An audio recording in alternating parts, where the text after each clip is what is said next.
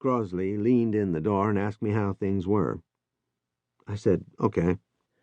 He stepped inside and gazed around the room, tilting his head to read my roommate's pennants and the titles of our books. I was uneasy. I said, so, what can I do for you? Not meaning to sound as cold as I did, but not exactly regretting it either. He caught my tone and smiled. It was the kind of smile you put on when you pass a group of people you suspect are talking about you. His usual expression, in other words. He said, you know Garcia, right? Garcia, sure, I think so. You know him, Crosley said. He runs around with Hidalgo and those guys. He's the tall one. Sure, I said, I know who Garcia is. Well, his stepmother's in New York for a fashion show or something, and tonight she's going to drive up and take him out to dinner. She told him to bring along some friends. You want to come? What about Hidalgo and the rest of them? They're at some kind of polo deal in Maryland, buying horses, or ponies, I guess it would be. The notion of someone my age buying ponies to play a game was so unexpected that I couldn't quite take it in. Jesus, I said.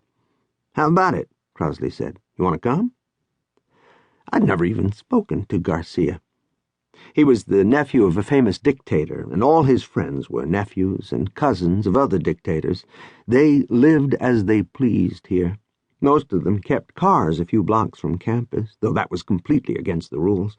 They were cocky and prankish and charming. They moved everywhere in a body, sunglasses pushed up on their heads and jackets slung over their shoulders, twittering all at once like birds, chinga this and chinga that.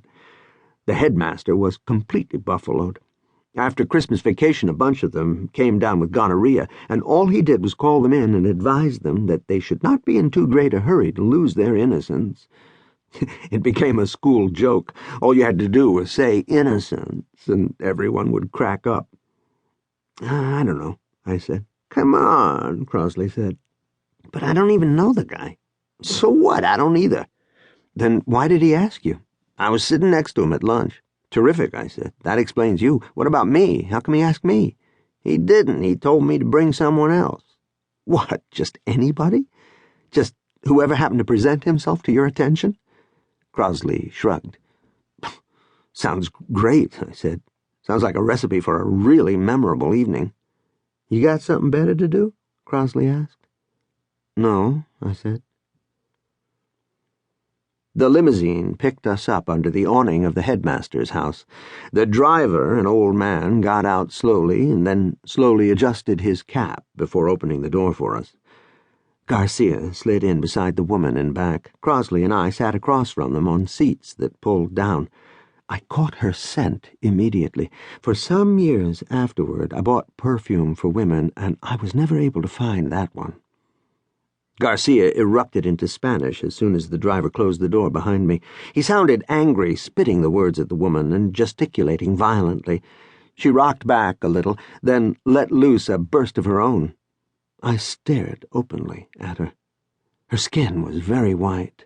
She wore a black cape over a black dress cut just low enough to show her pale throat and the bones at the base of her throat. Her mouth was red. There was a spot of rouge high on each cheek, not rubbed in to look like real color, but left there carelessly, or carefully to make you think again how white her skin was. Her teeth were small and sharp-looking, and she bared them in concert with certain gestures and inflections. As she talked, her pointed little tongue flicked in and out. She wasn't a lot older than we were. She said something definitive and cut her hand through the air.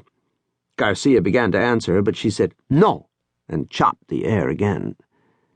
Then she turned and smiled at Crosley and me. It was a completely false smile. She said, "Where would you fellows like to eat?" Her voice sounded lower in English, even a little harsh. She called us fellows. "Anywhere's fine with me," I said. "Anywhere," she repeated. She narrowed her big black eyes and pushed her lips together. I could see that my answer had disappointed her. She looked at Crosley. "Oh, there's supposed to be a good French restaurant in Newbury," Crosley said. "Also an Italian place. It depends on what you want." "No," she said. "It depends on what you want. I'm not so hungry." If Garcia had a preference, he kept it to himself. He sulked in the corner, his round shoulders slumped and his hands between